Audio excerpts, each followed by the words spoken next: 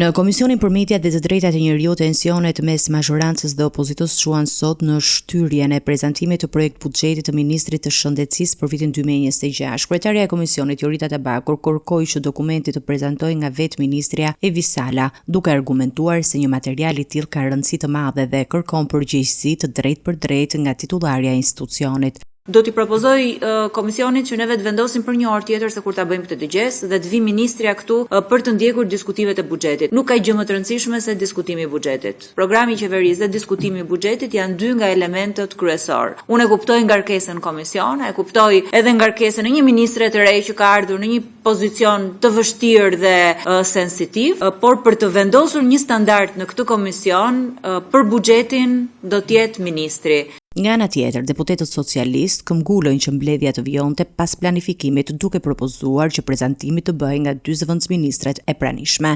Por ne kemi në komision njerëz që janë të rëndësishëm edhe që e dinë diskutimi është për buxhetin. Nuk është në nivel personal që ne do na thot ministrja një gjë ndryshe që nuk na e thon dot zëvendësministrat. Jam dakord absolutisht që ministrja duhet të ishte këtu, po unë mendoj që ne duhet ta vazhdojmë dëgjesën sepse dy zëvendës ministrat e linjës dinë me detaje çdo gjë për buxhetin.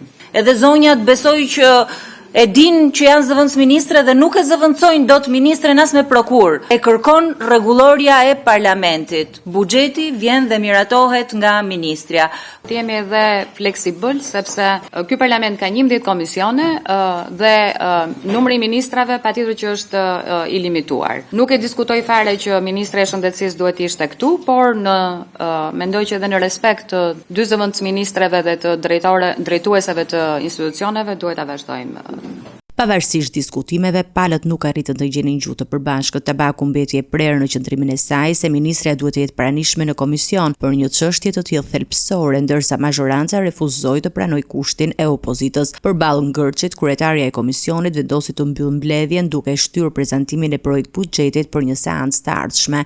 Atëherë unë deklaroj mbledhje të mbyllur, ftoj kryesinë e komisionit, mazhorancën, le të vazhdojmë në mënyrë të njashme, ti drejtojnë sekretarisë kuvendit kërkesën me numrin përkatës deputetëve.